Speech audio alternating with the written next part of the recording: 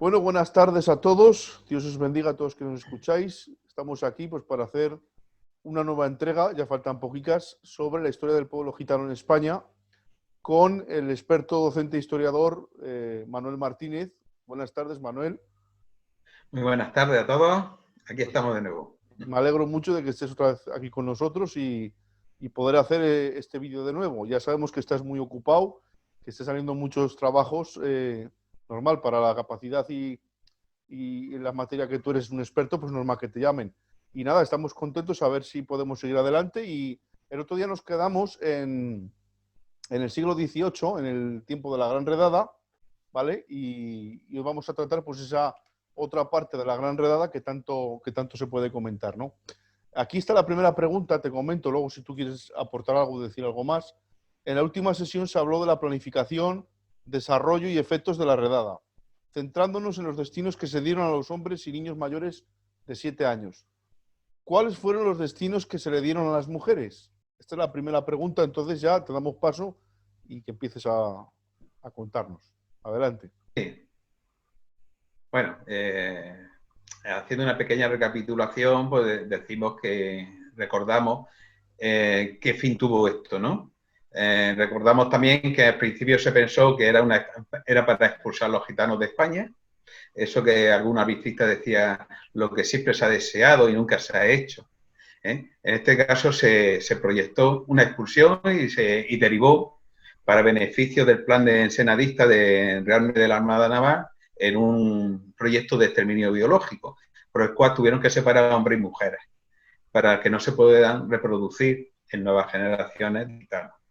Entonces, esta frialdad con que se hace es, y esto hay que recalcarlo, es la primera vez que se hace en Europa Occidental. Es un episodio histórico trascendental, importantísimo, que no se estudia, que los grandes historiadores pasan de largo o simplemente porque es que ni siquiera tienen idea de qué ha ocurrido. Entonces, los hombres los mandaron a los arsenales y a las mujeres, pues, decidieron con ellas darle un destino que fuera útil, porque estamos hablando de una época en el siglo XVIII, pues ya empieza lo que después sería el liberalismo, el hecho de rentabilizar las cosas, sacar beneficios. Entonces, sacar beneficios de una mano de obra presa, pues era factible para poder mantener a todo un contingente cautivo que costaba dinero al Estado. Entonces, ya con la redada se hizo una especie de refinanciación, de financiación. O sea, los mismos gitanos financiaron su propia captura. O sea, le embargaron todo lo que tenían para eso, para mandarlo a unos destinos que llamaron que eran provisionales.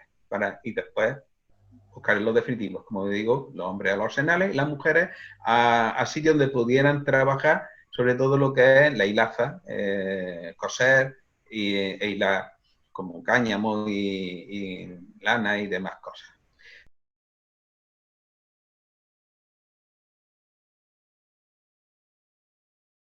Entonces, arrancamos aquí con las mujeres que se quedan con los niños pequeños, los niños menores de 7 años, porque los de 7 años para arriba van a compartir la suerte de los hombres en los arsenales, pero como potenciales marineros del futuro, porque además de falta de barcos, había falta de marinería. Una culturación, lo que se pretendía hacer con los niños. Que se olvidaran de que eran de una procedencia gitana y convertirse en marineros y después mezclarse con el resto de la sociedad española del momento. Entonces hay que decir cómo arranca el tema. Creo que tengo aquí, bueno, esto es la Real Orden del 28 de noviembre de 1749, porque hay que decir que hubo una reconversión de la redada cuando se vio la burrada que se había hecho, la conciencia del rey ya no paraba, si estaba loco, el pobre hombre lo pasó mal cuando el confesor Francisco Rabou le dijo la crueldad que se había cometido. Bueno, entonces, en esta Real Orden se dice en el punto 6, mejor dicho, en el 7, que las hijas de los referidos, los hombres y las mujeres, siendo niñas y sin madre, se distribuyan en los hospicios y casas de misericordia. Volvemos a recordar, los niños mayores de 7 años los quieren convertirlos en marineros, primero como pajes y grumetes, hasta que llegasen marineros, lo cual va a ser un fracaso, como se comprobará después. Y en las niñas, pues lo que se dice en labores mujeriles.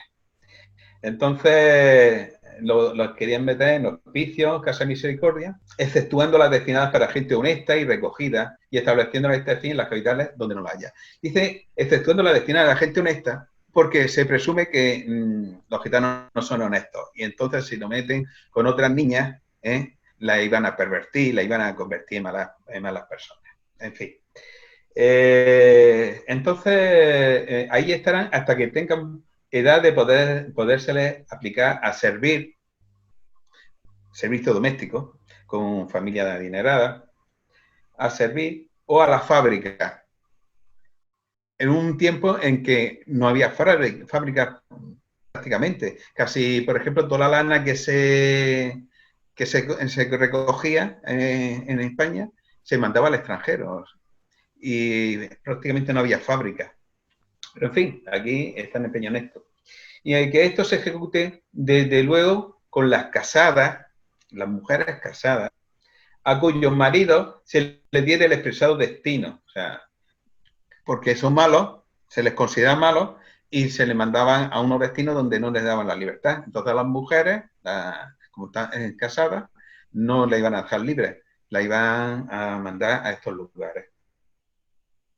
Y entonces le daban destino acompañado de su hija y los niños menores de 7 años. Y lo mismo se practica con las viudas, con las mujeres mayores, ya viudas, procurando que la justicia la aplique, ¿no? Su aplicación. Y que sean educadas en la doctrina cristiana, eso sí.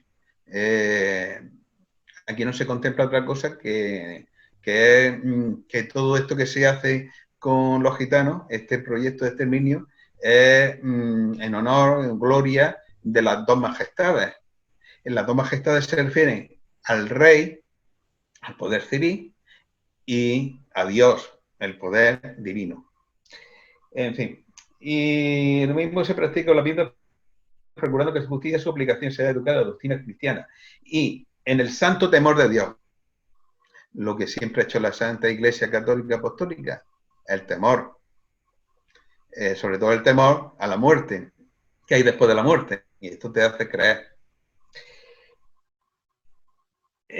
Bueno, y nada, porque se vivan arregladas, con aplicación, y que no salieran de los pueblos que se le asignara, porque se le pasa, se evita esa prisión física, esa falta de libertad en un recinto corto, cerrado, a que cuando se le da este indulto parcial, a que las mujeres y las niñas vivan en una cárcel mucho más amplia, que es un pueblo o una ciudad.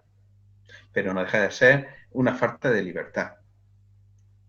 En fin, y esto es lo que ocurre.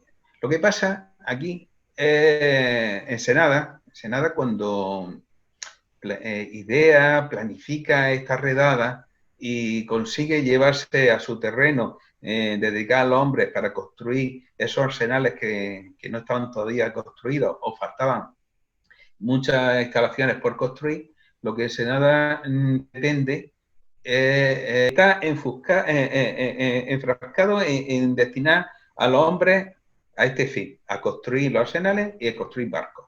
Pero de las mujeres realmente él no está interesado, ni le preocupa, ni si está en malas condiciones encerradas en castillos o incluso en plazoletas que en las cercas, las tierras, o en casas que acomodan.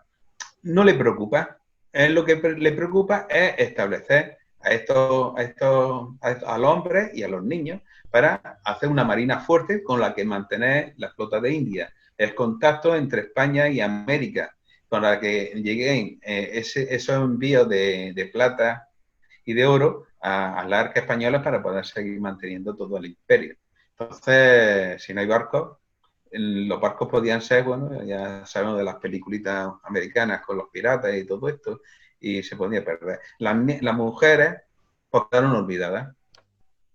Y esto es lo que va a provocar, es que muchos corregidores pues van a insistir en que se le tiene que dar una solución, porque por ejemplo en los castillos, en el castillo de Denia, en Alicante, donde encerraron casi 1 millar de mujeres y niños pequeños, ahí el hacinamiento que hubo, pues además que no estaba preparado, lo metieron allí directamente sin prepararlo ni nada, y ahí se declaró una epidemia, por ejemplo, entre los niños de viruela, murieron bastantes niños, y las mujeres, pues, una epidemia de calentura y de todo.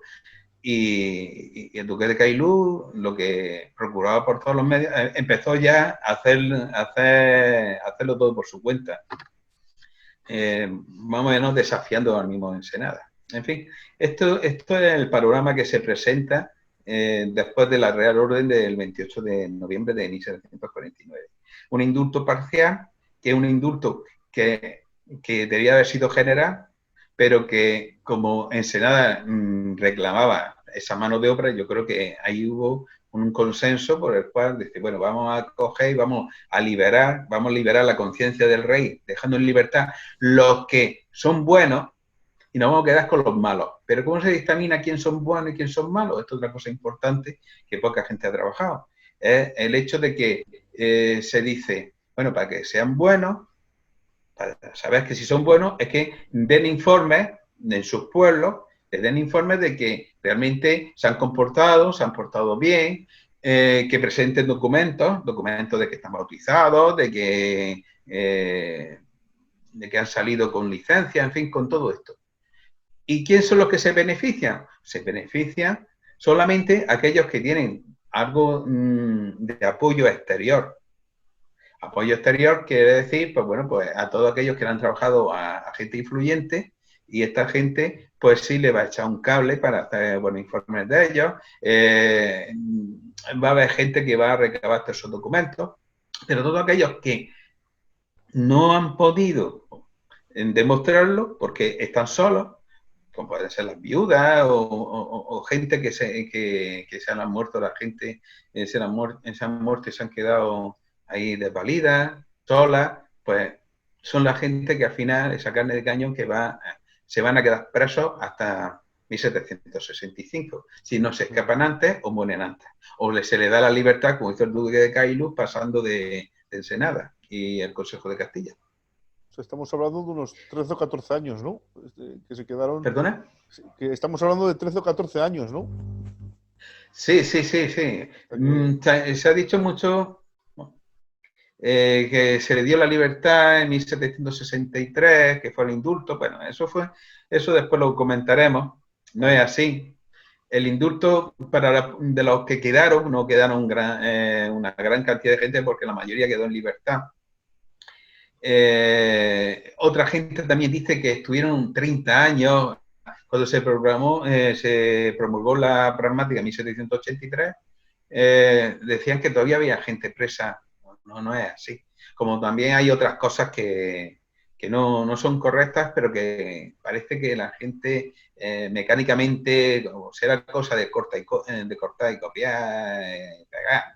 Entonces, vale. Se repite el mismo error continuamente. Vale, pues vamos a la segunda pregunta. ¿Cuáles fueron los principales destinos que se le dieron a las mujeres? Bien, empezamos con los provisionales. Se dicen depósitos provisionales y depósitos definitivos. Es decir, campos de concentración provisionales y campos de concentración definitivos.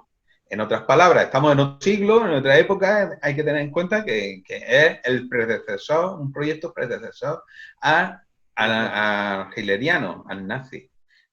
Entonces, lo que se hace es recolectar, que es la palabra que se dio, no se dijo capturar, se dijo recolectar. Esto es como si fuera un árbol y se coge las manzanas. Bueno, entonces, esa recolección tenía que depositarse en el cesto.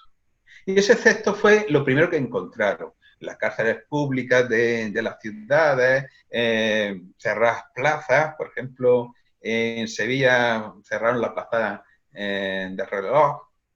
En Plasencia hubo también una plaza que se convirtió en depósito provisional hasta que se mandaron a otro lugar a las mujeres. Y los castillos. Entonces, estos fueron los destinos definitivos. Depósitos provisionales. Depósitos es como eso que se deposita, ¿no? Se deposita, en esta cuestión se depositan personas. Es un vocabulario para no ser agresivo y no dañar conciencias. Luego, esto, en teoría, tenía que pasar en poco... ¿Perdona? Es un vocabulario, se ha quedado como... Sí, es un vocabulario falaz, pero bueno, que se emplea porque realmente, quiera o no, esta gente sabía que estaban trabajando o estaban tratando con gente que sufría, con mala conciencia. Entonces, es una manera de intentar evitar esto. Bueno, pues hablando de esos depósitos, son los depósitos definitivos, en los que, en este caso, los hombres fueron los arsenales, aunque de principio lo mandaron a los arsenales, porque el Senado lo tenía bien claro, pero las mujeres no. ¿Qué es lo que pasó? Querían mandarlos a sitios donde hubiera fábricas. Y Ensenada cogió y escribió a intendentes, corregidores, en fin, los principales autoridades principales de toda la península para encontrar lugares apropiados donde mandaban las mujeres y se pudieran dedicar a hilar en los telares.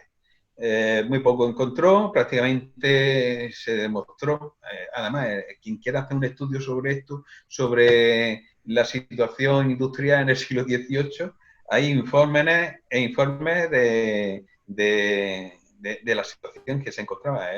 La documentación que hay es tan rica, que se pueden hacer muchos tipos de trabajos, muchos estudios sobre la época de mediados del siglo XVIII. En fin, entonces, como no encontró, pues Ensenada empezó ya a despreocuparse porque empezó a tener otros problemas. Es más, en 1754 le costó el puesto y estaba ya en otros jaleos. Las mujeres empezaron a quedarse ya completamente olvidadas. Pero Ensenada, ya antes de ser destituido, ya había planeado el concentrarla en 3 sitios, en 3 lugares. En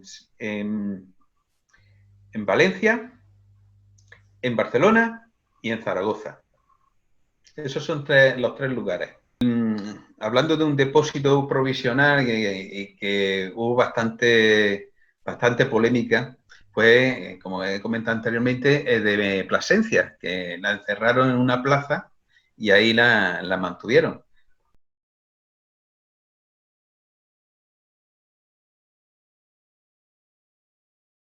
Entonces, volviendo al tema de la Real Orden del 28 de noviembre, para que se vean lo injusto que fue, en este caso las mujeres gitanas lo sufrieron bastante. De tal manera que se quejaron ante el rey y mandaron una instancia, que es el documento que quiero yo mostrar. Bueno, mostrar, no lo tengo la transcripción. Lo que sí está claro que el corregidor, el alcalde, mejor dicho, el alcalde de Plasencia, se portó muy mal con las mujeres gitanas. No les permitió que moverse, el poder contactar con gente para que buscara informes favorables para poder quedar libres en ese tiempo que hubo entre el mes de septiembre y octubre, bueno, se prolongó hasta ya casi final del invierno también. Pero el caso es que no todas pudieron tener las mismas facilidades para poder demostrar que habían cumplido con la ley, que no habían, que eran legales. En fin, el caso es que las mujeres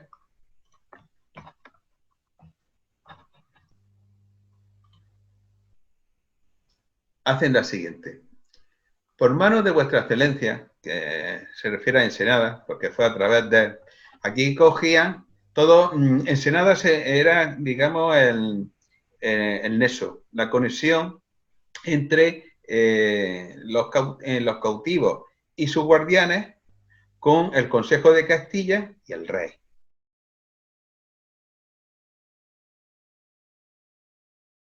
Entonces, todo pasaba por sus manos. Por manos de vuestra excelencia representaron a su majestad Jacinta de Flores, es una de las que estaban presas, su hija y demás gitana de Plasencia. O sea, aquí tenemos una Jacinta de Flores que es la cabecilla, es la que encabeza el escrito y la que da la cara. Y demás gitana de Plasencia, la inobservancia de la Real Orden. Se refiere a la que he comentado anteriormente, la del 28 de noviembre de 1749, el indulto parcial. Y las mismas, pues, se refieren a las más gitanas, puestas hoy a los pies de vuestra excelencia, dicen que el alcalde mayor de dicha ciudad, con notoria aversión que les tiene, negándose a recibir información de oficio de su vecindad como debía. O sea, ellas querían demostrar que estaban asentadas, que no eran nómadas, no eran errantes, y él no les permitió el poder hacer esa demostración.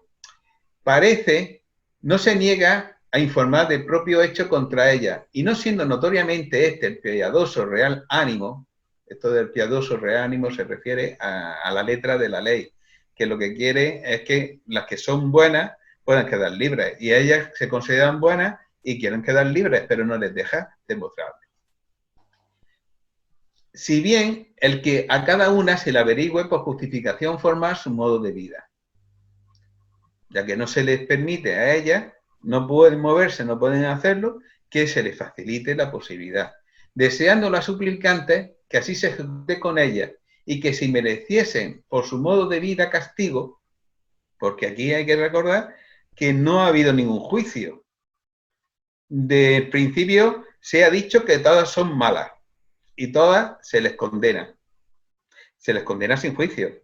No se le oye, porque ahí entonces estaban las chancillerías, estaban los oidores. Los oidores oían en los pleitos a los que eran acusados para que ellos justificaran su inocencia. Bueno, aquí no hay oidores, no se le ha oído y ellos están pidiendo justicia. Entonces, claro, dice, si realmente nosotros somos malas, pues merecemos castigo. Mientras tanto, ¿cómo nos pueden castigar? Claro. Entonces, por su modo de vida, castigo. Se les dé el correspondiente castigo y resultando su buen obrar, en caso de que efectivamente se demuestre que son buenas, se practique con ellas la restitución, la vuelta a sus hogares decretada y la de sus bienes. Hay que recordar que se le habían embargado todos los bienes, porque esto era un problema. A todos los que se fueron liberados tenían que volver a su población y las autoridades tenían que devolverles lo que se le había embargado. Pero claro, ¿en qué condiciones se les devolvía? Y si ya todo se le había vendido y ya tenían nuevos propietarios. Fue completamente dejarlo, si eran pobres, pues imaginaros cómo estarían después, más pobres todavía. Y sus bienes, que parece retiene dicho alcalde. Bueno, para colmo, el alcalde, muchos de esos bienes los tenía él y no los quería soltar. Los que acaso le estarán produciendo mayores males en esta tensión y la de haber salido, según se dice, aceleradamente de dicha ciudad, además de tener desconfianza en las suplicantes por el puesto. O sea, no se fiaban de este hombre. Más o menos le estaba diciendo que era un corrupto, era un sinvergüenza, era un señor que lo único que quería es que ellas nos quedaran libres para quedarse con todo lo que le habían embargado. Claro. Este es un documento excepcional. Un documento claro, que ahí que era el mismo alcalde de ese lugar el que quería pues robar todo para él, No, sí, el aprovechándose de la ley. ladrón, por supuesto. Entonces, esto lo que da idea es la indefensión que se produjo en aquellas fechas. No sé ya solo de que ya se les condena sin oírsela, sin un juicio justo, no, sencillamente todo el momento que ya se les mete de ahí, ya no se les quiere que salgan, porque hay unos intereses económicos. Y luego la perversidad que hay, ¿no? De lo que es supuestamente el antigitanismo que ese hombre tenía, que lo aprovechaba para él mismo robar. O sea, de lo mismo que nos estás acusando, resulta que tú lo estás usando para tu beneficio, para quedarte todo de ellos. Sí, no, si esto, no sé, en otras sesiones anteriores, no sé si se acordarán que comenté que realmente el gitano, los gitanos en general, era una fuente de recursos para los más, en fin, no tiene palabra de esta gente, pero realmente gentuza que se aprovechaba de la mala fama del gitano. Entonces, recuerdo el tema de la Santa Hermandad, que era un negocio, ¿no? Era un negocio, los veían por ahí en medio de los caminos y enseguida los asaltaban, embargaban las cabalgaduras, los metían en la cárcel, o los mismos ayuntamientos cogían y cuando hacían el proceso, entonces pues se formaban autos y entonces eso que crecía en los autos, los documentos que hacía el escribano. Y cada uno de esos folios tenían un precio. Al terminar el juicio, normalmente en muchas ocasiones he podido comprobar, se les daba por libre, pero curiosamente se les condenaba a costas. Y en esas costas entraba toda la documentación que había generado, tenían que pagarla. ¿Qué es lo que pasaba? Que no tenían dinero. ¿Qué es lo que hacían? Pues embarcaban las caballerías y con el producto de la venta, pues así satisfacían la deuda, porque eso generaba una deuda encima. En fin, ¿para qué? Increíble, increíble. Pero bueno. Hay otro caso, por citar, porque el más conocido, por supuesto, es de la Casa de Misericordia de Zaragoza, que vamos a tener tiempo de hablarlo. Otro es, por ejemplo, en Toledo. Toledo es curiosísimo el jaleo que se arma. En Toledo se meten también gitanas, aunque en Madrid no había, en teoría no había asentamientos gitanos porque estaba prohibido. En Madrid, en la corte, pues sí había bastante población gitana y acabaron no en las cárceles de Madrid, pero sí en la de Toledo.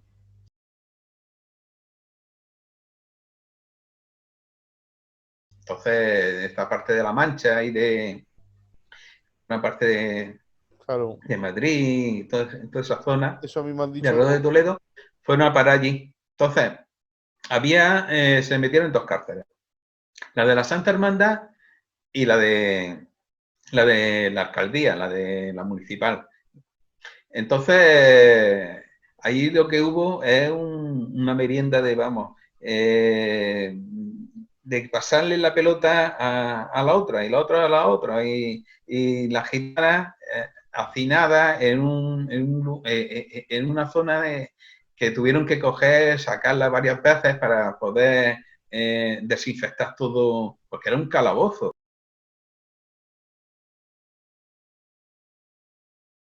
Y ahí había en total entre 110 gitanas que fueron a parar después a Valencia y algunas fueron también a Zaragoza. El caso es que ahí es un material humano que se utilizó como arma arrojadiza de uno y otros intereses. Fue, vamos, verdaderamente lamentable. O sea, lo que decías de los gitanos que estaban más que no les dejaban vivir en Madrid, es cierto que me han dicho los gitanos, he hablado con gitanos de Madrid, que el gitano auténtico de Madrid realmente es el que está en Talavera o en Toledo, los que están alrededor, porque no les dejaban vivir en Madrid. Pero bueno, Sí, es la curioso. zona de sí, porque también por Aranjuez y todo, en los sitios reales tampoco podían estar. Vale. Vamos a la tercera pregunta. ¿En qué consistió la resistencia, no? Las mujeres se resistieron y ¿qué consecuencias tuvo? Hemos visto ahora la denuncia contra ese alcalde, ¿no? Los de Toledo, pero más me decías lo de Zaragoza, ¿no? Creo que es un episodio un poco, bueno, no sé si vas a entrar ahora o después. Tú nos dices. Sí, sí. Pero volviendo a Plasencia. En Plasencia, vamos, las mujeres cogieron y ante la injusticia que estaba cometiendo con ellas, como uno de los vigilantes se quejó de la situación que estaban ellas mismas, estas mujeres, porque ya se veían que no iban a conseguir la libertad porque el alcalde ponía todas las pegas posibles, que le importaba ya absolutamente nada. ¿Y qué es lo que hacía? Pues si podían pegaban a sus guardianes, le insultaban, le injuriaban, hacían mil perrerías. Esto es una situación que se va a repetir en todos los sitios. En Málaga, en Valencia no. Y en Barcelona posiblemente tampoco. De Barcelona tenemos muy pocos datos, pero en la Casa de Misericordia, como veremos más adelante, fue el pan de cada día. En fin, me meto ya con el tema de las mujeres en la Casa de Misericordia de Zaragoza, para comprender un poquito toda una estrategia de resistencia. Y fueron unas maestras. Hay quien habla del arte de la resistencia. Bueno, pues las mujeres gitanas fueron maestras, fueron auténticas maestras. Y estamos hablando de una época, en el siglo XVIII, donde la mujer era una mujer, vamos a hablar de la mujer no gitana. La mujer no gitana era una mujer que estaba libre, pero presa en su casa.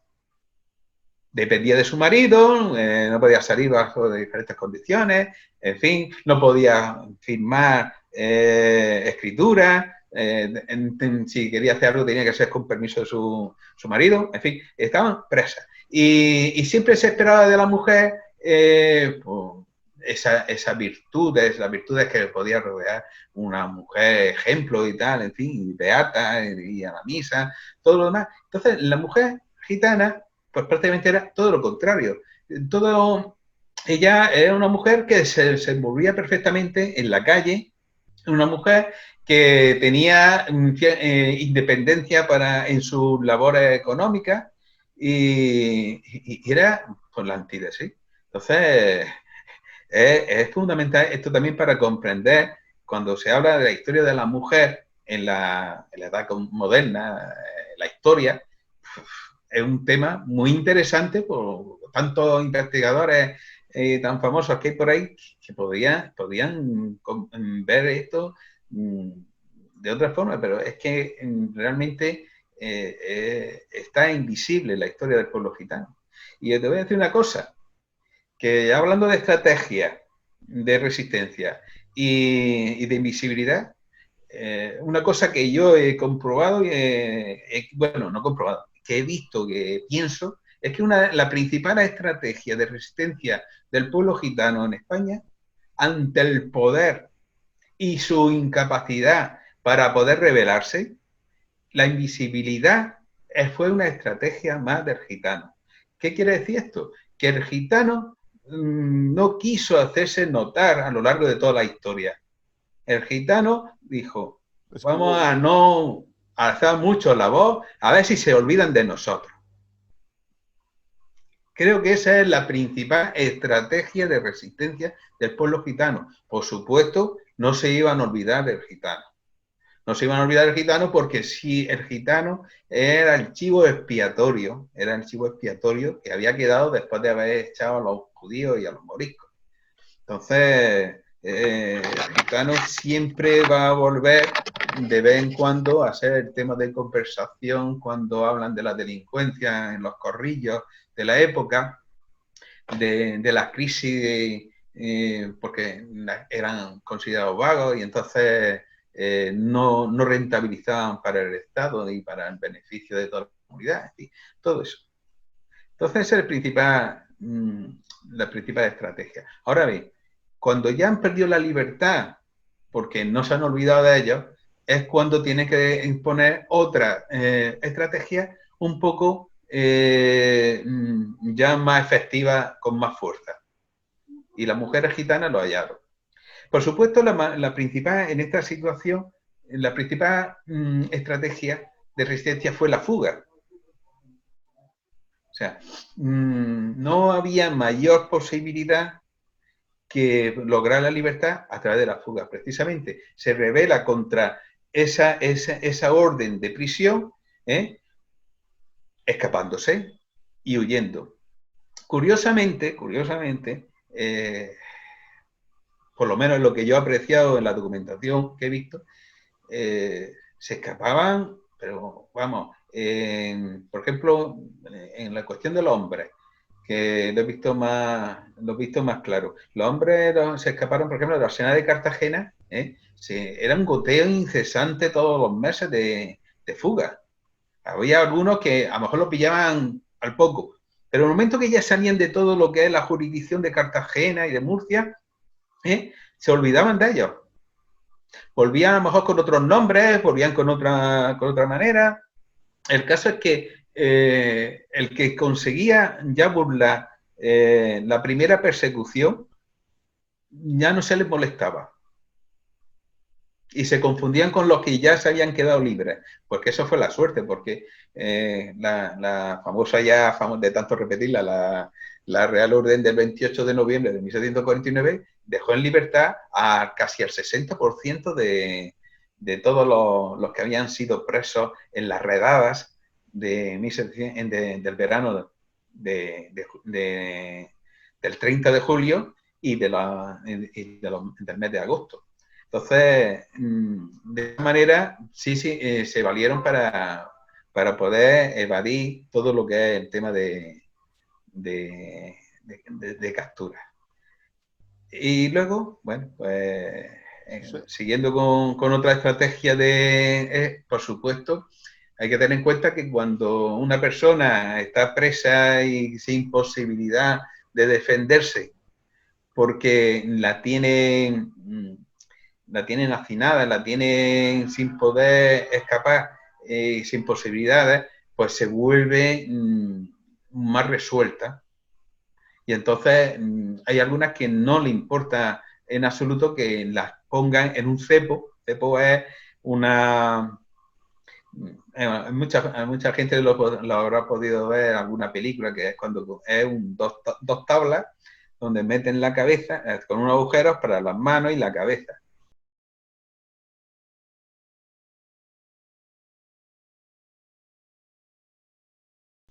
A modo de castigo. También se le castiga como un azote.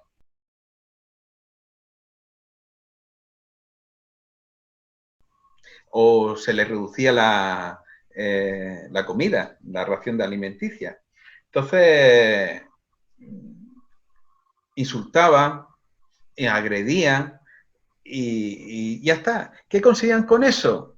Pues de cierta manera, cierto respeto de esta gente, por decir, cuidado que me la pueden hacer en cualquier momento, pero la principal estrategia, como te digo, es la fuga. La fuga y también el destrozo.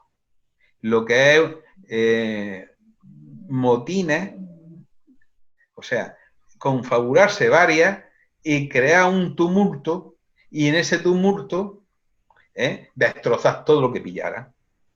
Por ejemplo, ya me voy a empezar a hablar un poquito sobre la suerte de las mujeres de la Casa de Misericordia de Zaragoza. Perdón, que hoy estoy sediento. Muy bien. Hay que arrancar antes, en Málaga.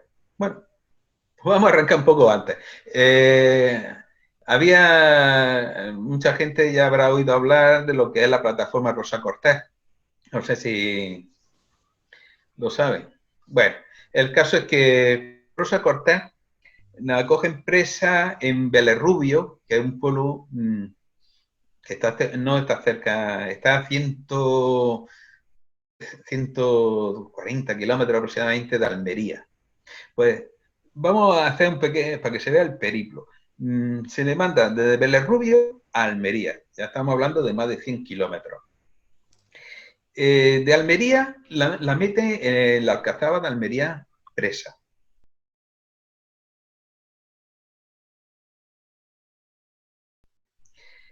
De ahí la mandan a Granada. Pues estamos hablando de depósitos provisionales, pero son muchos depósitos provisionales para hasta encontrar uno que pueda ser definitivo.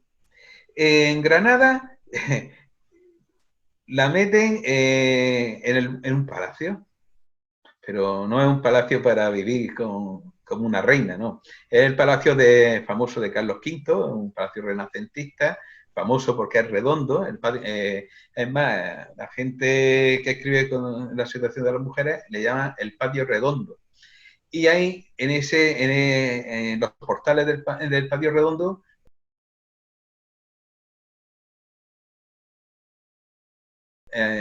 metieron a todas las mujeres gitanas y niños pequeños del reino de Granada, menos Málaga, porque el destino siguiente, después de la Alhambra, los mandaron a Málaga. Y en Málaga se inicia un proceso que van en unas calles de un barrio, el barrio de la Misericordia, Perche y tal,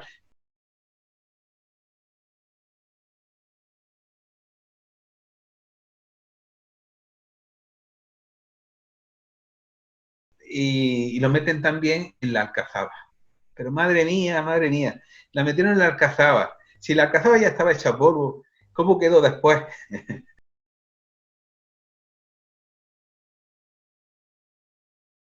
Bueno, es más, la metieron antes en una de las casas, en una isla de casas que pertenecían a unas monjas que la alquilaron para que estuvieran ahí las mujeres, y cuando se las devolvieron a las monjas fue terrible. Destrozaron todas las casas. Claro, todo eso lo que provoca son daños, y esos daños cuestan dinero. Y ese dinero hace que la prisión de las mujeres sea insostenible con el tiempo. Pues se afanaron en ello. Derribaron murallas de la Alcazaba, tiraron todo lo que pudieron. Al final, ahí estuvieron pues, más de 1000 mujeres gitanas. Pero ya después, ya con la liberación parcial de noviembre del 49, pues en las pocas que quedaron, pocas, estamos hablando de 654 mujeres, ya en 1952 se decidió mandarla a Zaragoza. Y la travesía la hicieron por barco.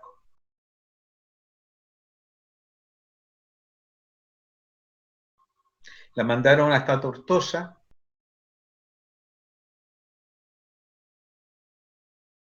En Tortosa subieron en barco por el Ebro hasta el Salto de Cherta, y del Salto de Cherta la mandaron a Zaragoza, pues carreta o andando, en fin, hasta Zaragoza, donde la recluyeron en la Casa de Misericordia de Nuestra Señora de Gracia.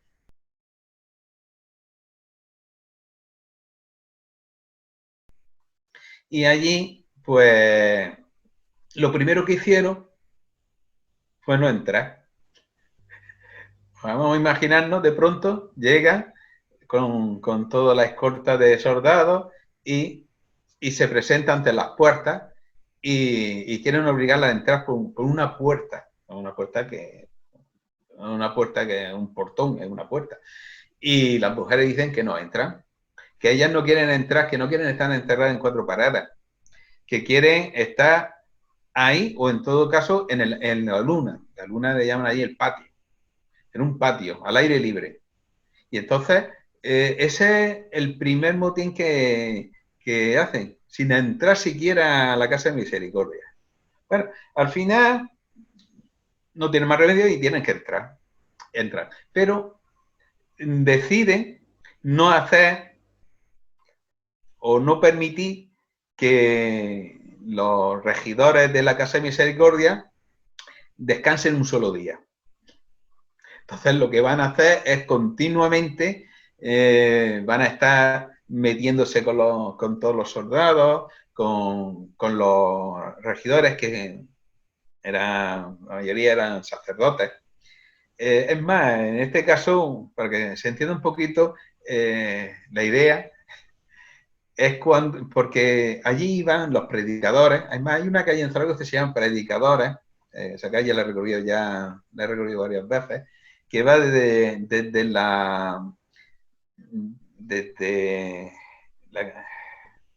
el Pilar, desde el Pilar hasta la Casa de Misericordia, es casi todo el resto, y está la calle de Predicadores. Bueno, esos predicadores iban a catequizar a las mujeres gitanas.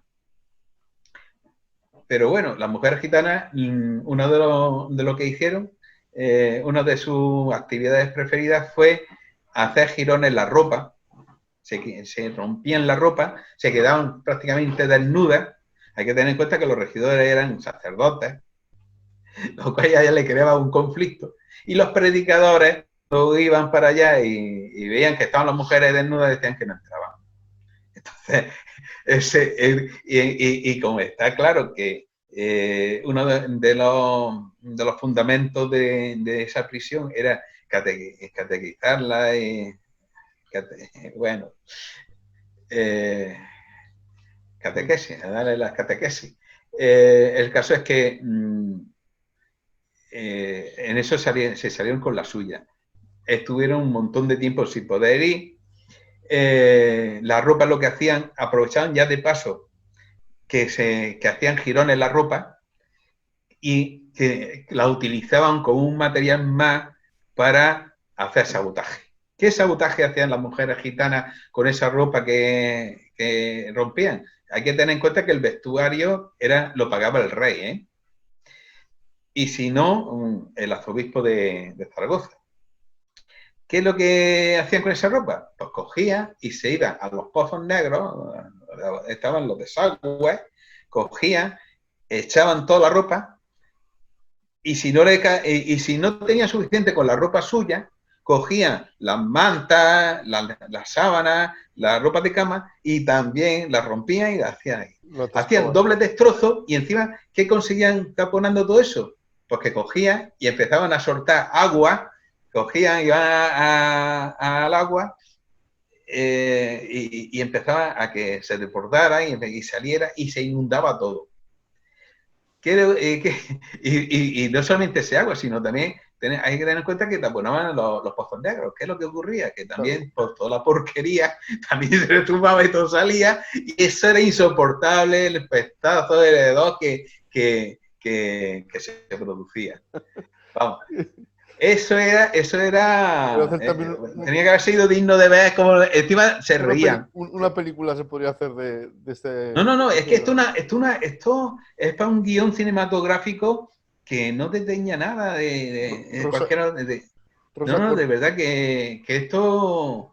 Sí, yo creo que por ahí habrá ya alguien que ya empecé a pensar que bueno, que sale una película, de verdad, ¿eh? Sí, pero es que para cómo tenía muchas gracias, porque ellas se reían con canciones, les cantaban a sus guardianes, pues si tenían algún defecto, pues no veas tú. Si era algo jorobadillo, pues si era algo cojo, si tenía algún grano o cualquier cosa, le sacaban punta a todo. Y sobre todo, pues bueno, tenía un enemigo, las mujeres allí en Zaragoza. El enemigo era el vedor, era más malo. Además, en toda la película tiene que haber un malo. Pues era el vedor. El vedor y el intendente, Fresneda, y con el arzobispo, que el arzobispo era, vamos, el arzobispo cuando le dijeron que tenía que pagar los vestidos, dijo que de ninguna manera, que él no pagaba ningún vestido. Y prefería que estuvieran desnudas, que no se iba a gastar un dinero, porque después, al mes siguiente, ya no estaban otra vez desnudas. Claro. Y no tuvo más remedio. ¿Qué es Manuel el Vedor? ¿Qué es algún cargo o algo, algún soldado? Sí, el vedor es un cargo lleva más o menos la administración de la casa y, claro, que lleva los cuartos y todo lo demás, no veas. Ahí, este hombre, había varias mujeres que le tenían una especial al veedor. El veedor la tenía con todas. Es más, hay cosas, en fin, que los documentos hablan dentro de lo que no se tenía que decir. No sé si me explico. Hay cosas que cristianamente y por el bien de la casa no se podía trascender. Pero sin embargo sí trascienden algunas cosillas, algunos detallitos por el cual el veedor pues se aprovechaba de alguna que otra mujer. Vaya. Y sí, pero bueno, a cambio de unos beneficios. También hay que decir que las mujeres gitanas, había mujeres gitanas que eran celadoras, eran vigilantes de sus compañeras. Sí, y además Rosa Cortés se vengó de ella. Se vengó de ella. Rosa Cortés, que fue la que hizo el agujerito donde se escaparon más de 50 personas. Cuenta de Rosa Cortés. Agujero. Cuéntalo de Rosa Cortés, cuéntalo.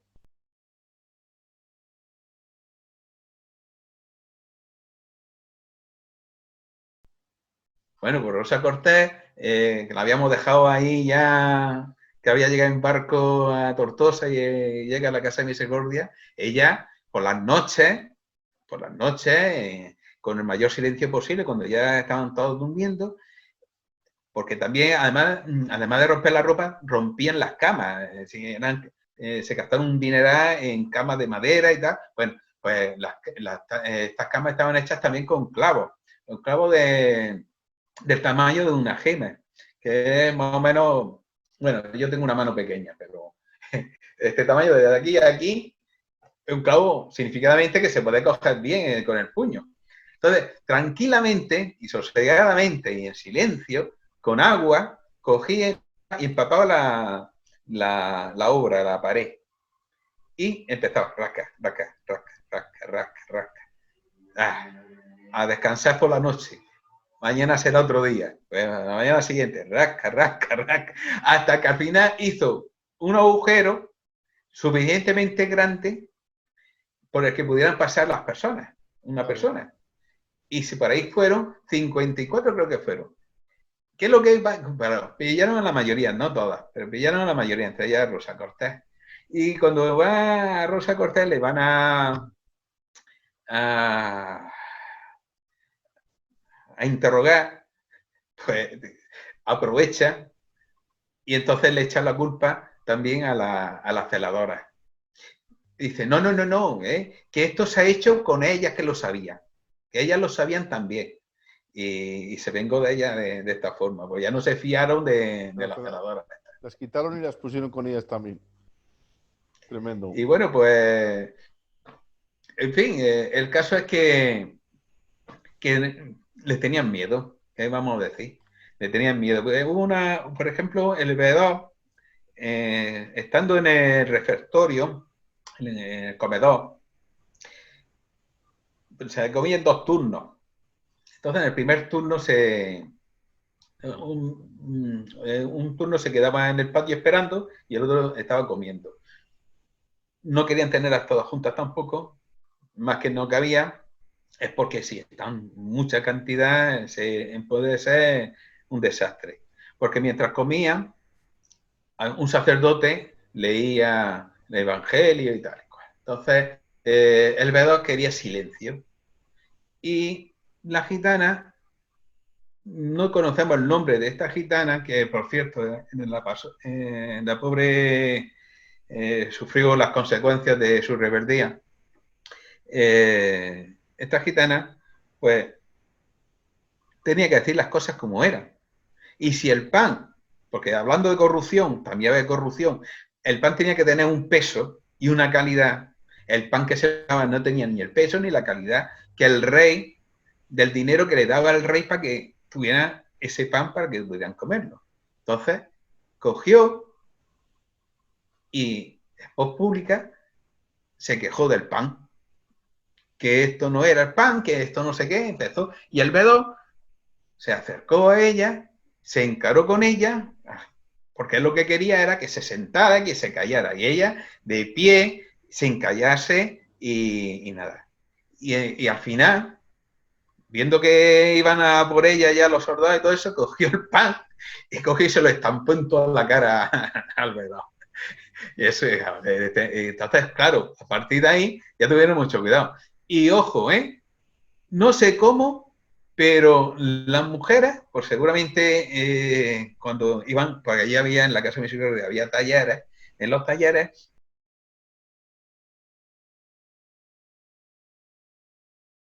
pues también utilizarían agujas y también algunas tijeras. No sé cómo, porque después cuando volvían a su dormitorio les tenían que registrar, pero yo no sé cómo fueron recopilando, acopiando tijeras que tenían un verdadero arsenal de tijeras, de tal forma que estaban armadas.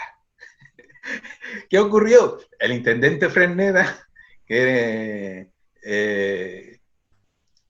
bueno, él no, los regidores porque se sublevaron las mujeres gitanas, las mujeres mayores, porque como castigo por un motín que tuvieron una vez anterior, habían separado la hija de las madres.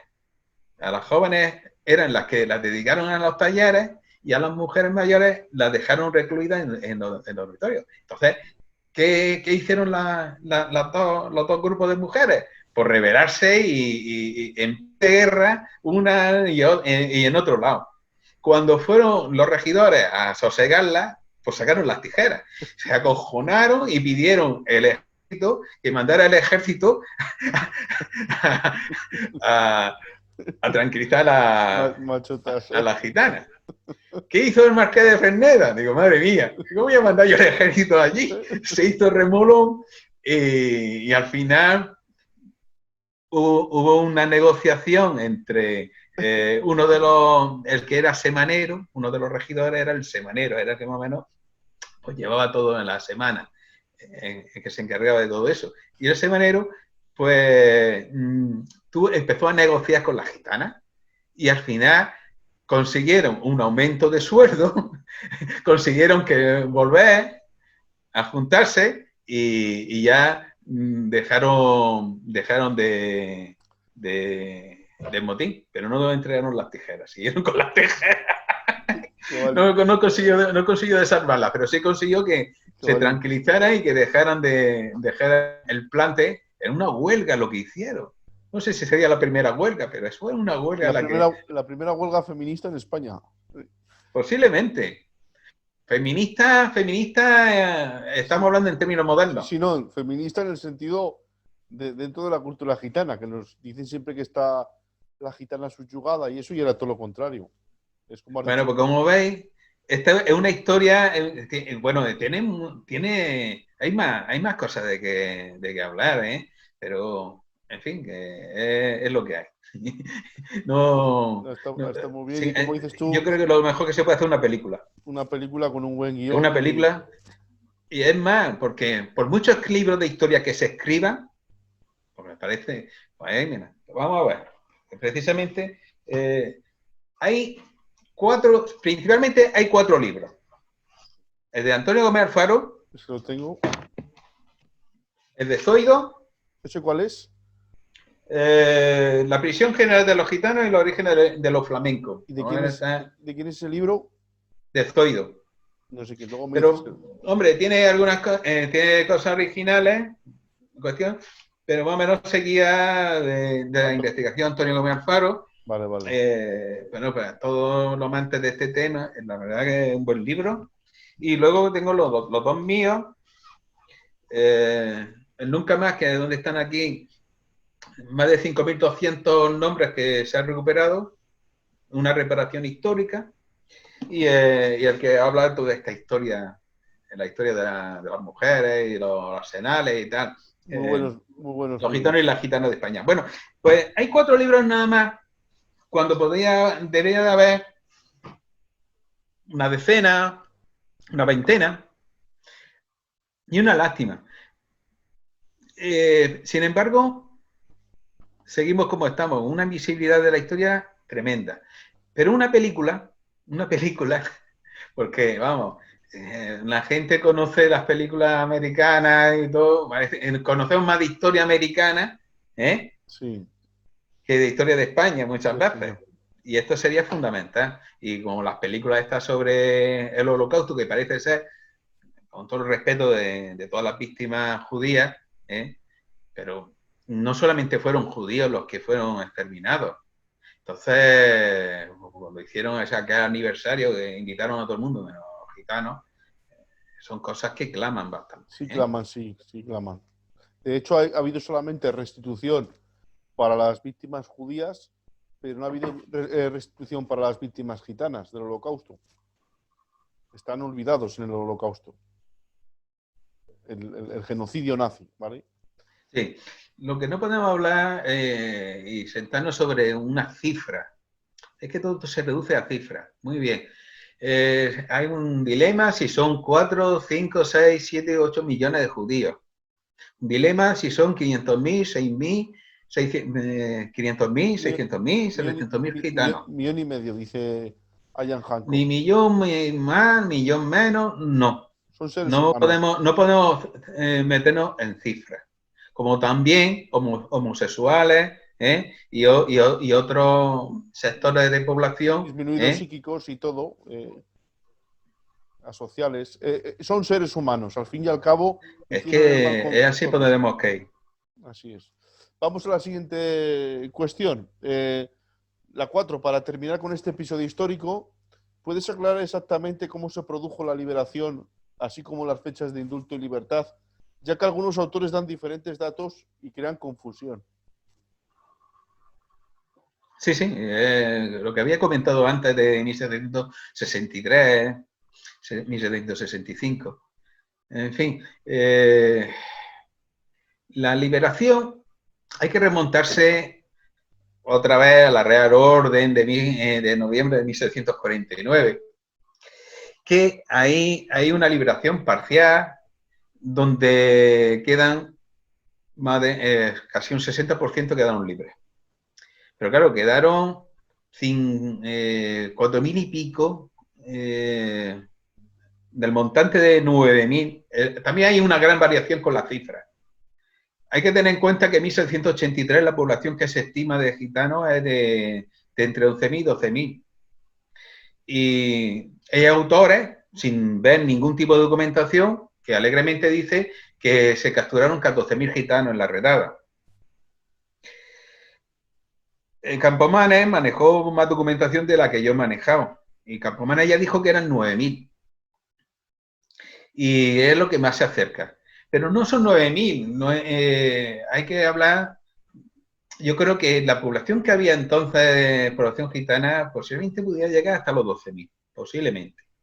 Y que efectivamente se quedara estancada hasta 1783, porque se impidió muchos nacimientos. Hubo también muertes. Entonces, tuvo que haber un estancamiento sin más remedio. Entonces, esa población de 9.000, pues que unos 4.500 quedaron recluidos, tanto hombres como mujeres y niñas. O sea, que podemos decir, Manuel, perdona que te corte, que desde la redada en junio, en julio o agosto, cuando fue la redada, en noviembre el 60% casi quedaron libres entonces. Sí. Solamente quedaron un 40-45% aún en los sitios donde estaban encerrados, ¿no? Efectivamente. Bueno, ya que has dicho lo de julio-agosto, efectivamente, aunque se dice de la gran redada, hubo dos grandes redadas. En la redada de 30 de julio, de la madrugada del 30 al 31 de julio, ahí se coge la mayor cantidad posible, la mayor cantidad de todas las que se recogieron, y después, como tuvieron tanto planea este señor Ensenada, que se le olvidó Cataluña, se le olvidó la ciudad de Málaga, la ciudad de Almería y otras ciudades, y tuvo que dar una nueva orden para una segunda captura, una segunda redada.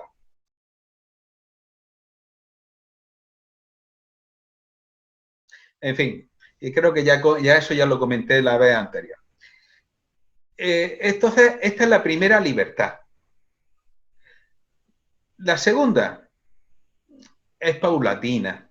Me refiero, paulatina quiero decir que hay un señor que es el capitán general de Valencia, con título de virrey del Reino de Valencia, en sustitución para gobernar en Valencia en nombre del rey, el duque de Caylus, que era amigo personal de Felipe V, el padre de Fernando VI, y que tenía muy buena relación Fernando VI y el duque de Caylus por este motivo. Este señor se encontró con lo que le mandaron, mujeres y niños, y tuvo que, y claro, él, como todo el mundo en aquella época, todas las autoridades, con tantas leyes contra gitanos, pues la idea era que eran gente perversa, que no tenían más que castigarlos y tenerlos controlados y tal. Es más, he encontrado yo citas de Duque Caylus donde habla con un antigitanismo tremendo con los gitanos. Sin embargo, eso es lo que ha aprendido en teoría sin tener contacto con los gitanos. Pero ¿qué pasa cuando el duque de Caylus se encuentra con todas estas mujeres gitanas y estos niños? Se encuentra que son personas de carne y hueso que han sufrido una injusticia y se da cuenta de que esto que no podía ser. ¿Y qué es lo que hace? Pues hacer de la manera más cómoda posible su prisión. Pero no es suficiente para él. Lo que él quiere es que haya un indulto general para todos los gitanos porque ha sido un error lo que se había hecho. Y propone un indulto en 1754 al rey. El rey lo convence al rey. El rey está dispuesto a... Pero hay un problema. El problema es la divagación, las dudas, esto, lo otro. Ya no está ya tablada. El horrendo gobernador del Consejo de Castilla ya no está tampoco en Senada. Entonces, nadie pone ninguna pega a un indulto. Pero lo que es la ineficacia y lo que es la poca voluntad. La poca voluntad, el tener olvidado a los gitanos. Esa poca voluntad hace que se olviden de los gitanos completamente. Se presenta a discusión el indulto. El indulto consistía en lo siguiente. Los gitanos hacían una especie de instancia a sus autoridades donde habían vivido para que ellos lo reclamaran, dieran un informe favorable para que volvieran y se ocuparan en diferentes tareas, en diferentes ocupaciones. Entonces, conforme llegaban esas órdenes, se pasaban al Consejo de Castilla y el Consejo de Castilla daba la orden de libertad que se pasaba al lugar donde estaban encerrados. En este caso, por ejemplo, la Casa de Misericordia o allí en Valencia. Entonces, estas autoridades de la Casa de Misericordia daban el visto bueno. Y ese visto bueno tenía que venir acompañado con una persona que se hiciera responsable de ellas, de las que iban a ser liberadas. De tal manera, por ejemplo, he encontrado muchos, aquí en Almería, por ejemplo, muchos de los gitanos hombres que se habían quedado liberados, se desplazaron a Zaragoza y se hacían cargo, se hacían responsables de la gitana que dejaban libre. Y ya volvían al pueblo, al sitio, y tenían que hacer una declaración jurada, digamos, de que iban a mantenerse en el sitio y iban a cumplir todas las leyes pragmáticas que había por haber. ¿Qué es lo que pasa? Que este es el plan del indulto, pero no hay una auténtica voluntad. Los capitanes generales, por ejemplo, en 1761, el de Cataluña, el Marqués de la Mina, ¿qué es lo que dice? es que si soltamos a las mujeres, esto se va a infectar otra vez. Son palabras casi textuales de él, ¿no? O sea, va a corromperse todo, van a prostituirse, van a no sé qué. No pone más que pega. Ni se opone, ni está de acuerdo. Más que pega. El de Aragón, exactamente igual. Y el único que ponía todo favorable era el duque de Cailú. Pero ¿qué es lo que pasa en 1756? Que se muere. Y para cómo se muere también, el mismo verano, se muere el rey que estaba deseando dar la libertad.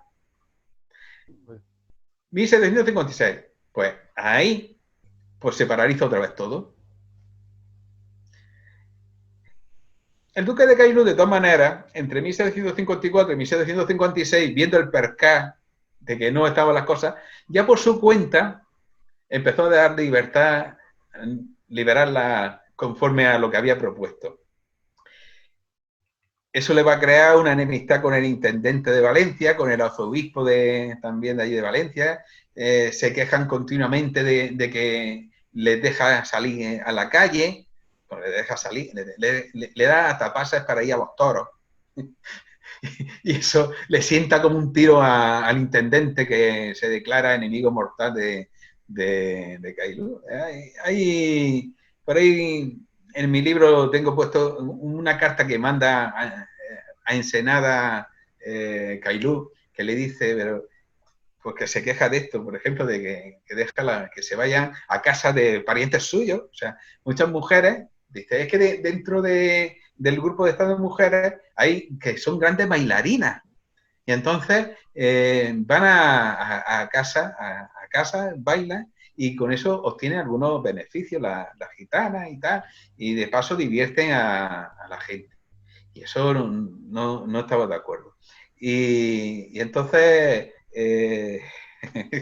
no sé por qué decía, que el duque de Cailú se opuso por completo al intendente y al arzobispo para tenerla en un estricto encierro.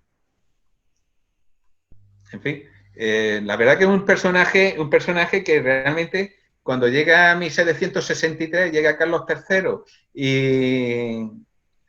por lo que le decía, digo, porque dice el duque de Cailú a Ensenada, si alguien ha venido con el cuento de la gitana, o sea, de que las deja, dice, más vale que se ocupe de las cosas, que si se ocupara de las cosas irían las cosas mejor de lo que van.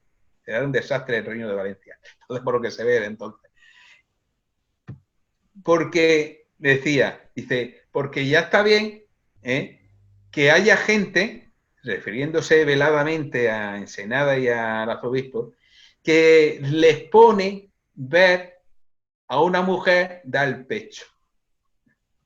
O sea que se ve que el intendente le gustaba pasar para ver a las gitanicas. Y el duque Cailú le dice, este tío es un... En fin, bueno, pero estará removiéndose de su tumba. El intendente Malespina. Además, era el intendente Malespina. Es que tiene Malespina, ¿no? Malespina, ¿no? Malespina. Manuel, al final, Sí. habiendo muerto este duque y el rey, ¿qué sucedió? ¿Quién les dio al final la libertad, no? Sí, vuelven a consultar con los estos, como he dicho yo, de 1761. Ponen pegas. El rey ya se harta. El rey sabe, porque hay muchos escritos de los gitanos. Además, los gitanos dejan de huir, de fugarse, de motines, de todo, se tranquilizan porque le da a Carlos III la ilusión, en 1763, de que el indulto estaba próximo para dejarlos libres. Entonces, se dejaron de fuga, pero pasaron casi 2 años y dijeron, esto no va así, y reanudaron otra vez la fuga, y hasta que en 1765 ya Carlos III, ya harto del Consejo de Castilla, de todo, dando más que mareando la perdiz y todo eso, y le dijo a Eslava, al ministro que tenía el mismo cargo que tuvo en su momento en Senada, sin más, Sácalos, ¿no? directamente le dijo a Esclava, nada, no, ni consulta ni nada, coge y da una orden que la dejen a todos libres. Y así ocurrió. De la noche a la mañana, mandó una carta a todos los intendentes, por ejemplo, de los arsenales, y le dijo que los dejara libres. Eso sí, mandó un listado de los que quedaban con a dónde tenían que dirigirse y tal y cual, pero ya está. Y esa fue la libertad de 1765. Solamente hubo dos gitanos que estaban en el camino de Guadarrama trabajando como capataces, vigilando a los esclavos, que fueron los que construyeron el camino de Guadarrama. Y esta gente, hasta que no acabaron o les llegó la noticia, no fueron libres. Los mandaron a la Senat de Cartagena otra vez y en 1767 ya lo dejaron libre. Y estos fueron los dos últimos. Nada de que estaban todavía en 1783, estaban todavía los del proyecto de exterminio. Ya eso se había acabado. O sea, digamos que duró prácticamente unos 16 años, ¿no? El tiempo del Sí, principio sí. hasta que el primero que entra hasta el último que sale, 16 De años. julio a julio, prácticamente. En Cartagena, el 15 de julio quedaron libres.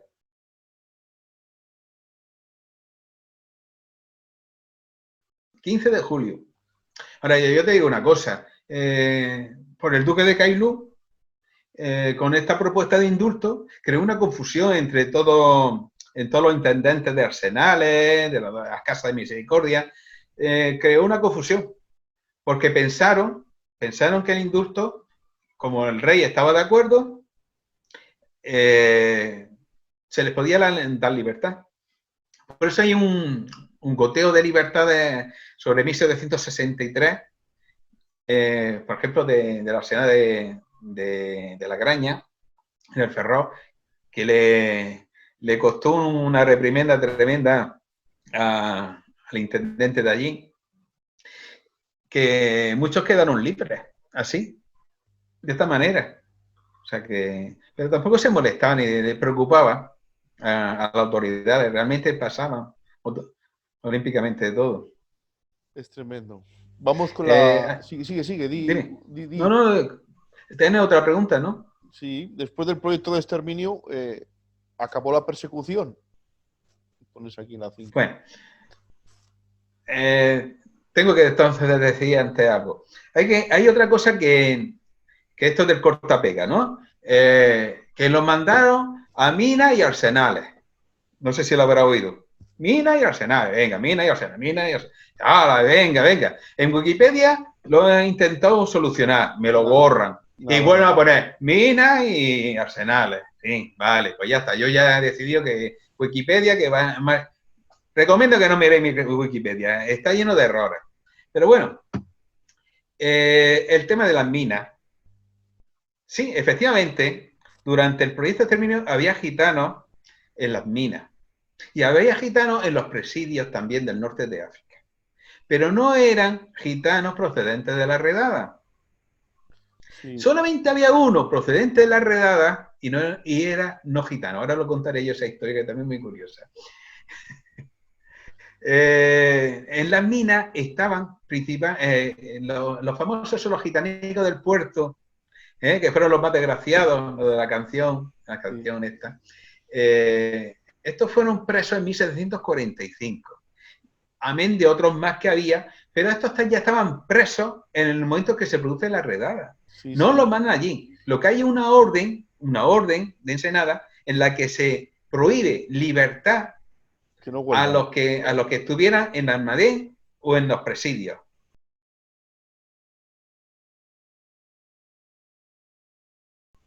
Y tenían que quedar hasta su muerte ahí. ¿Qué es lo que ocurre? Pues que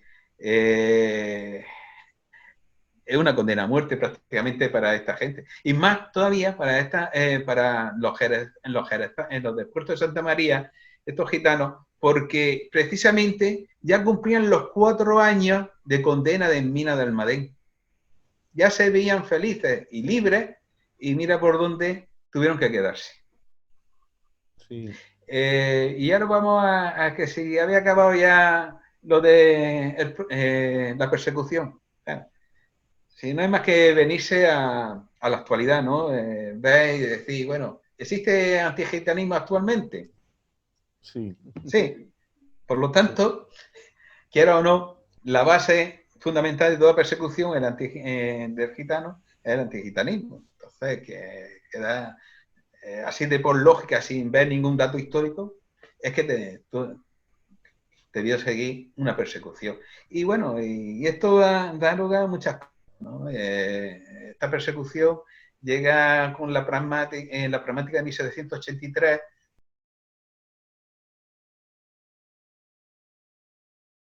que esto también mucha gente dice que ya le había dado la nacionalidad española a los gitanos y tal.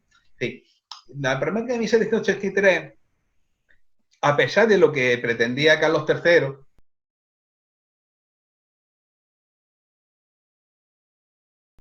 porque aquí metió la mano el conde de Aranda, Campomanes y demás gente que estaba empeñada, ¿sí?, en seguir reprimiendo al pueblo gitano. Entonces, hay una parte benéfica y una parte persecutoria.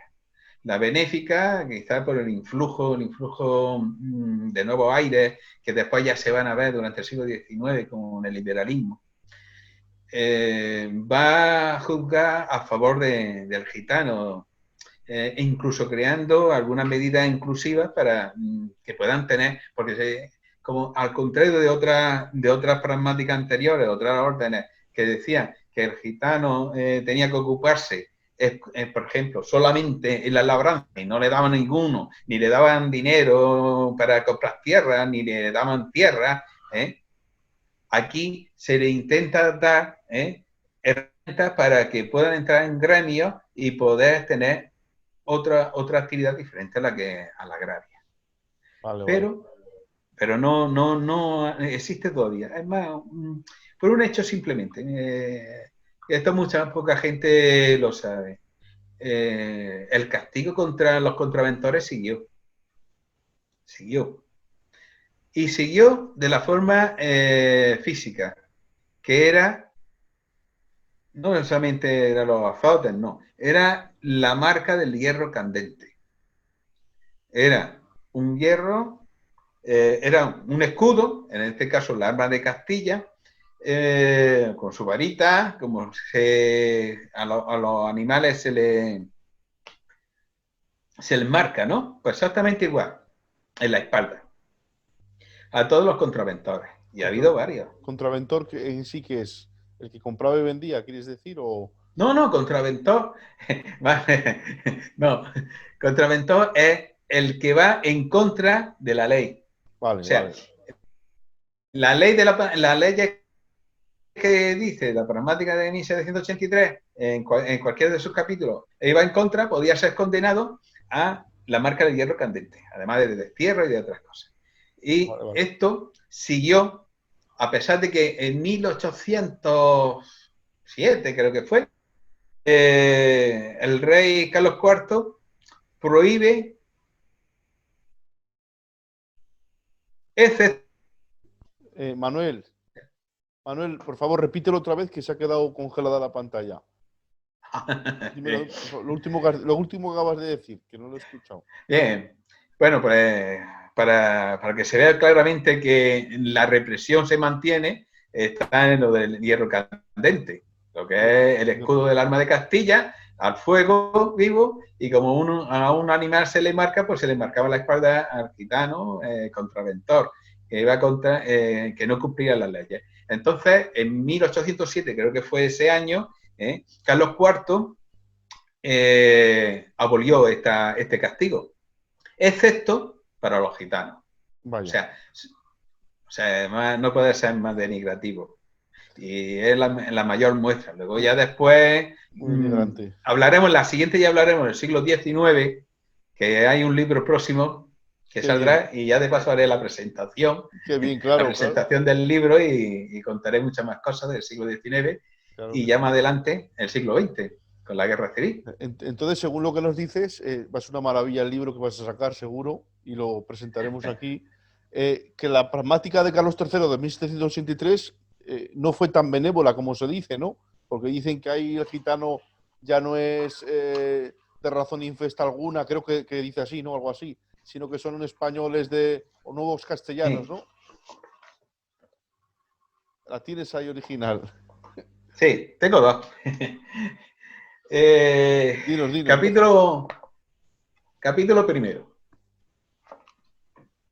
Declaro, toma ahí, con toda la solemnidad, que los que llaman y se dicen gitanos no lo son por origen ni por naturaleza, ni provienen de raíz infecta alguna. Porque antes se decía que el gitano de naturaleza lo tenía en los genes la maldad. Entonces dice Carlos III que eso no es así. Y por tanto, dice, lo que se llama y se dicen gitanos no lo son por origen. ¿Qué quiere decir? Le niega la identidad gitana, la nación gitana. O sea que ya por ahí ya estamos que no es tan buena la cosa, ¿eh? Y dice, y sigue, por tanto mando, no son gitanos de verdad, entonces, por tanto mando que ellos y cualquiera de ellos no usen de la lengua, traje y método de vida vagante, le está llamando vagos, de que hayan usado hasta de presente bajo las penas, y vienen las penas, o sea, es coercitivo por completo.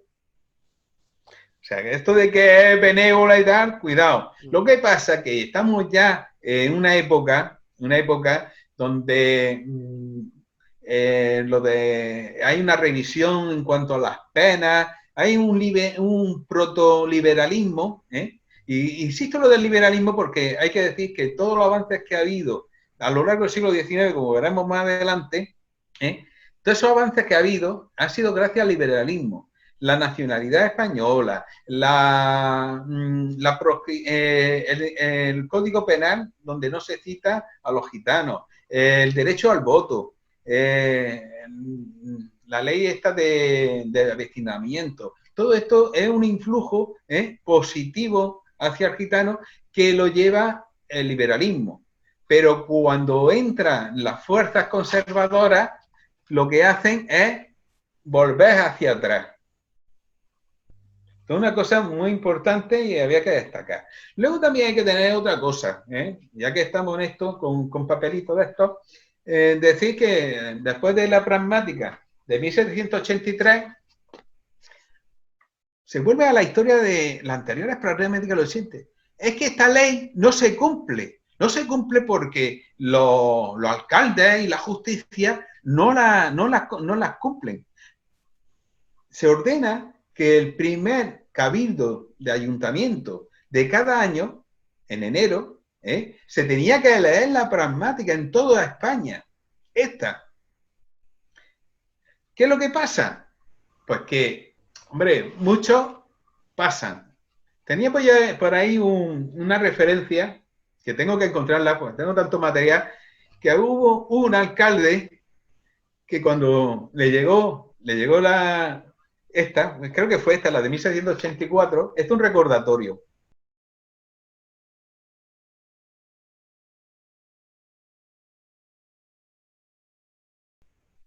Al año siguiente mandan ya un recordatorio pidiendo que se cumpla. Pues este alcalde vino a decir, como cuando le llegó a comentar por lo bajito, pero lo oyeron los demás, dice, jo, ya estamos otra vez con esto de los gitanos. ¡Qué hartura! No lo pueden dejar tranquilo. La que le cayó, pobre hombre. Claro. Bueno, esta es la de 1784. Pero es que después, como seguían sin cumplirse, llegó la de 1787.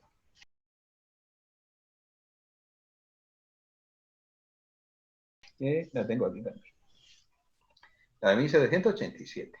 Entonces, ahí hay una pesadez para seguir teniendo al gitano aquí. Espera, sigo más. Tengo más papeles. 1784. Otra orden interno para la justicia. No se ve. Campomanes, Este otro personaje nefasto, como el Aranda, Campoman escribe, el rey ha llegado a entender que son muchos los corregidores que no han cumplido con lo que previene el artículo 39 de la Real Pragmática de Gitanos de 19 de septiembre del año próximo. Y siendo esta materia tan importante para la tranquilidad y seguridad de los pueblos y caminos, y para otro objeto del real servicio y felicidad común, quiere su majestad que se recuerde a dichos corregidores el cumplimiento de su obligación. En fin, esto es otra, esta está fechada el 23 de agosto de 1784. Pero es que hay otro, este mismo recordador de 1784. Esto es que lo tengo aquí metido porque está en mis malas condiciones, no quiero tocarlo. Esta es la Real Orden de la Pragmática. Pero fíjate qué curioso que junto a esta orden, recordando, mandan esto, que dice, esta se refiere, por el señor conde de Florida Blanca se me ha dado noticia de que en el camino de la ciudad andan 5 hombres a caballo que robaron a varias personas que se retiraban al Real Sitio de Aranjuez el sábado 12 del corriente. O sea, relacionan, ¿qué es lo que hacen estos alcaldes cuando le digan esto? Relacionan gitanos con delincuencia. Claro. Mensaje subliminal. Sigo más papeles. Luego los pondremos ahí para que se vean. Esta es 1995. Esto es como en su día yo cuando presenté la reorden esta de prisión que ahora está por todos lados, esta es también una primicia, ¿eh? Esta es 1795. 1795. Y por supuesto viene con lo mismo. Esto es en Cataluña. Dice, además de lo que prescriben las leyes a la justicia del reino sobre el modo y medios con que deben celar que sus respectivos territorios no se cometan robos ni otros excesos, persiguiendo, aprendiendo y castigando a los malhechores. Están hablando de malhechores, de todo.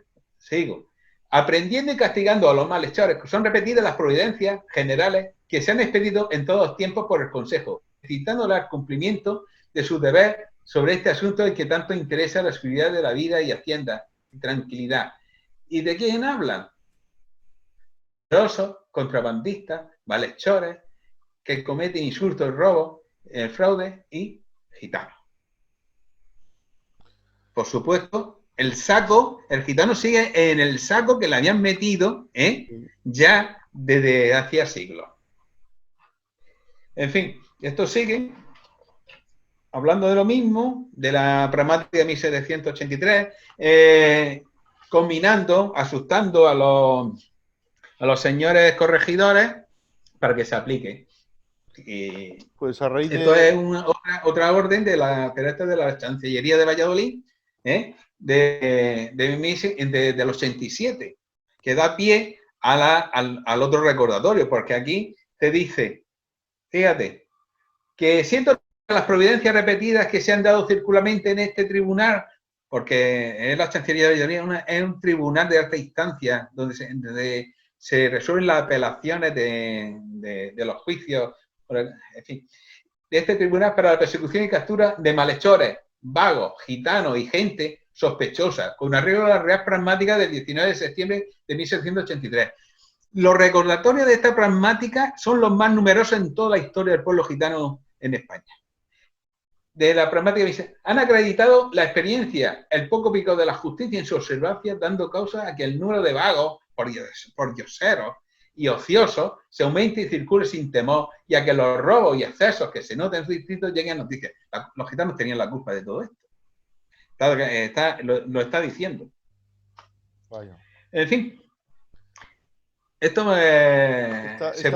con esto se le puede reconstruir el tema. Así que la pragmática de 1783, perdona, es más benévola, teniendo en cuenta que ya no se autoriza matarnos como en la 1745 y 17, pero se le sigue teniendo en el puño. Sí, sí. Yo creo que las otras pragmáticas nos podían acabar con nosotros físicamente, pero a partir de esta pragmática ya se nos mata culturalmente.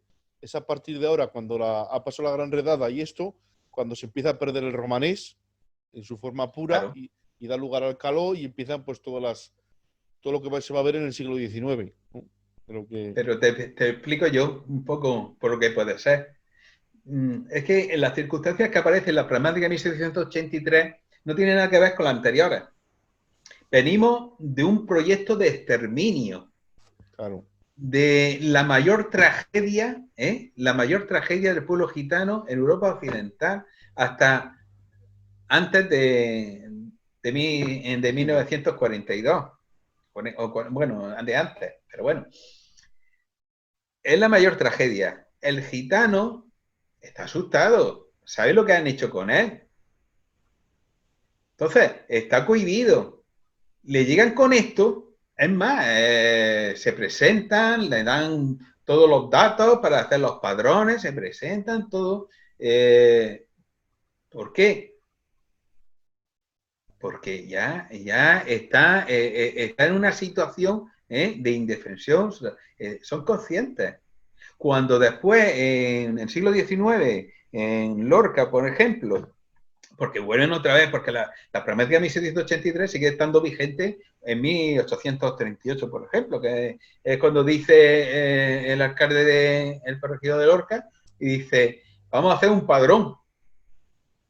Entonces, los hijos, a lo mejor algunos no ya no quedaban, pero los hijos, los mismos hijos que habían tenido que empadronarse en 1783, vuelven otra vez a empadronarse en 1838. En fin, es así. Y esta es la que forma. Vale, hay otra pregunta que dice ¿qué significó realmente en cuanto a la consecución de derechos civiles por parte del pueblo gitano de España? Es una pregunta que pones aquí. No, más o menos está contestada. Está contestada ya. En cierta manera, se le reconoce como ciudadano, no como ciudadano, sí como vasallo. Como es que se seguía considerando extranjeros realmente. De segunda. Y solamente hasta 1837 no van a tener en sí la ciudadanía española, a pesar que en 1812 se les dice que son españoles los que han nacido en España y tienen vecindad. Y eso ya lo explicaré la próxima vez. Vale. Aquí la trampa, esa era la trampa. En la 7, para finalizar, dice, ¿puedes adelantar algo sobre la historia del pueblo gitano a lo largo del siglo XIX? Es una época de la que apenas se conoce algo de la historia gitana. Si puedes adelantar algo. Por eso cuando has dicho tú que mi libro maravilloso, lo has dicho, digo, será maravilloso, será muy bueno, será de eso, porque no hay nada. Así que si no pueden comparar con ningún otro trabajo, así que va a ser el mejor. Mejor. Porque no ha habido ninguno. Muy bueno. Entonces, no, esta es la desgracia. A mí muchas veces me dice, han dicho que soy un gran historiador, yo no es que yo sea, yo me quito realmente mérito y realmente yo no soy un gran historiador, ¿sí? Yo siempre lo digo, pero es que los grandes historiadores no se han ocupado de esto. Pues por eso, un gran historiador se pone y se ocupa de esto y tiene más nombre que yo, esto no pasaría. Es más, a mí igual que son invisible el pueblo gitano en España, yo soy invisible dentro de la historiografía. Me han llegado a decir, compañeros aquí en Almería, que tienen mucha fama, y me preguntan, en fin, que si sigo yo con el tema de los gitanos, digo, sí. Dice, pues así te va. O sea, digo, bueno, yo no me quejo. Yo, afortunadamente, tengo línea de investigación para trabajar, además del pueblo gitano. Claro, pues. Me he destacado en el tema de la calera y arsenales, y entonces yo hago lo que puedo, y con todo el rigor posible y con todo el respeto, Claro. porque sabiendo que, no siendo gitano, tengo una responsabilidad de dar una información auténtica, veraz y que y que sirve para la reparación histórica. Pues eso es lo que te hace grande. Eso es lo que te hace grande porque algo que no se ha Gracias, trabajado gracias, hombre. y se quiere decir, no, eso se llama, ¿cómo se puede decir eso? Al que honra, honra y respeto, respeto. Si tú haces algo que los demás no quieren hacer porque supuestamente no van a tener un prestigio, un reconocimiento, pues está hablando de la calidad humana que tienen. Tú estás teniendo ese detalle, esa calidad humana de sacar cosas y visibilizarlas que de otros no podrían sacar. Yo por lo menos, yo no soy historiador, yo para hacer lo que tú haces, pues no podría. Hay que tener una preparación. Entonces, Bueno, es lo que pasa.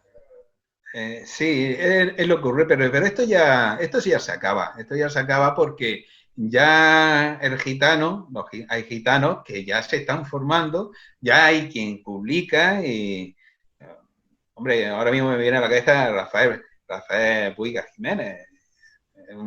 Yo no sé si lo conocéis, es un historiador, historia contemporánea, de mentalidades, y está haciendo una tesis doctoral y yo creo que, pues bravo, como otros más, van a hacer una historia del pueblo gitano, con otra visión sobre todo. Hombre, yo hago lo que puedo e intento liberarme de cualquier tipo de prejuicio, de antigitanismo, de todo. Lo intento porque yo he sido educado de una forma y yo mismo he tenido que sufrir un proceso de colonización, de quitar todo ese rastro que pudiera haber. claro. Pudiera ser, no lo sé, si hay muchas veces, lo cual lo siento, si a veces, sobre todo al principio, puede ser que haya metido la pata más de una vez, pero lo intento hacer con toda la honestidad. Se aprende. Bueno, se aprende y es un ejemplo bueno y un testimonio para todos. Y si salen más gitanos historiadores, pues gloria a Dios, ¿no? Bueno va Sí, a ser. lo va a ver, lo va a ver. La Y cosa, bueno, la cosa es sacarlo a la luz y hacerlo, ¿sí? Que se vea. Y sea uno, sea otro, pero que esto se dé a conocer. ¿Sí? Es mi pensar.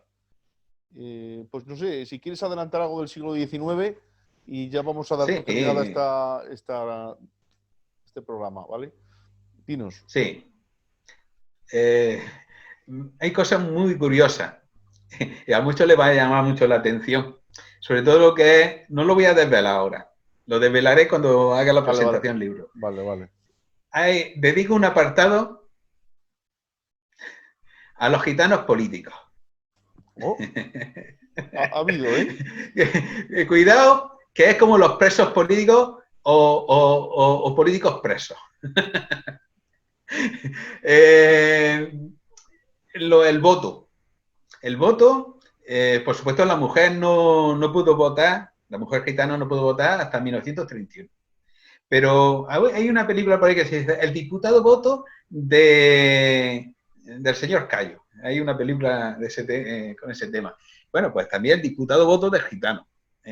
Las fuerzas liberales y conservadoras lucharon por hacerse con el voto gitano ya, entonces, en el siglo XIX. O sea, que ya Estamos venían. hablando del voto a partir de 1869, que es la primera vez que pudieron votar los hombres gitanos, mayores y avecindados, vecinos con vecindad, con cédulas personas.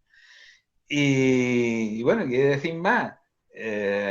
Hombre, también el tema del turismo. El turismo. El gitano empieza en el siglo XIX con ser un atractivo turístico. Atrae el turismo. Ese turismo que viene a por flamenco, a ver cosas exóticas, y se interesa por la forma de vida gitana, empieza a frecuentar las cuevas de la Albaicín, en Guadí. El gitano se convierte ya ahí en un fenómeno turístico. Aparece el romanticismo. Bueno, de esto hay ya bastantes cosas, y hay bastantes cosas escritas. Hay más de lo que parece escrito sobre el siglo XIX. Lo que pasa es que son artículos, no es una monografía grande y con un fin También más tenemos, amplio. también tenemos a Borru, que cuenta sus historias un poco Sí, fantasiosas. hay que tener mucho cuidado con Sí, lo sé, lo sé. Lo sé porque además era muy racista él también, ¿eh? Hay que tener mucho cuidado con él. Pero bueno, hay cosas que cuenta y que... Sí. lo adorna bastante. Y bueno, ¿qué más cosillas podría decir?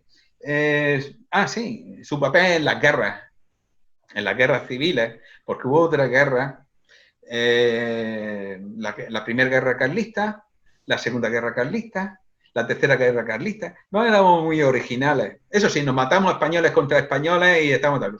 Hombre, también hay que hablar de la guerra de la independencia, que también hubo gitanos en la guerra de la independencia. El gitano no se pudo escapar de la guerra, eso está claro.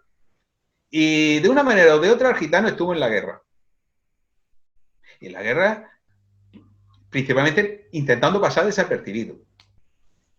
Es más, pasaban desapercibidos. Y cuando se hacen notorios es al final de la guerra cuando se empiezan a acordar de los gitanos. Y empiezan ya a hablar de los malos que son los gitanos. Yeah. También en las revoluciones.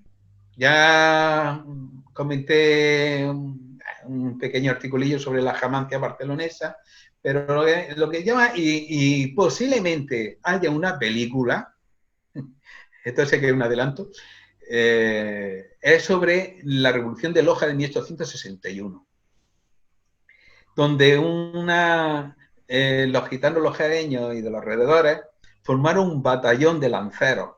Se fabricaron unas lanzas con clavos y madera para luchar contra las tropas reales de Isabel II, con el fin de una revolución que le proporcionara tierra. O sea que tiene unos ingredientes. Ahí tenemos al Zorrica, el apodo del Zorrica, Arjona. Este señor fue el capitán de los gitanos. Tenía sus alférez, sus sargentos, en fin. Es interesante. Lo que es una lástima es tú que te pegas un pedazo de discurso. Tú que das un pedazo de... Esto habría que buscarlo. No sé yo si podré tener tiempo y podré encontrarlo. Pero ante el tribunal militar que lo juzgó, tú que pegas un pedazo de discurso que se quedaron atónitos todo el mundo. Porque los periódicos decían que el discurso del Zorrica había sido lo más célebre del mundo. Es una lástima hay tanto por que no lo transcribiera. En fin, y bueno. Pues lo dejamos eso para el siguiente programa, el siglo XIX, que estará cargado de historias y de cosas. Y nada, quedarnos en la memoria este recuerdo del siglo XVIII con la gran redada que tanto mal nos hizo. Y esas mujeres valientes que de verdad que me he reído mucho, que se merecen una película. Rosa Cortés se merece una película. Y todas ellas. Nos reímos ahora, pero hay que saber lo que tuvieron que pasar. Claro. Lo que sufrieron. Pues nada, Manuel, yo creo que por hoy está bien. Intentaremos poner luego las 3 o 4 imágenes, que ha habido pocas hoy, pero ha estado cargado de información, ¿vale? Si quieres decir algo antes de acabar, pues adelante. Pues nada, que para en la siguiente sesión diré, yo he venido a hablar de mi libro. Como el Paco Umbral. Bien. Eso está hecho. Bueno, pues nada, hasta aquí el programa de hoy. Creo que ha sido muy interesante, muy bueno. Y nada, a seguir al próximo y a seguir analizando la historia del pueblo gitano en España. Que Tabén Bastalé, que seáis afortunados, que Dios os bendiga mucho a todos. Hasta otra, Manuel. Venga. Hasta pronto. Hasta pronto.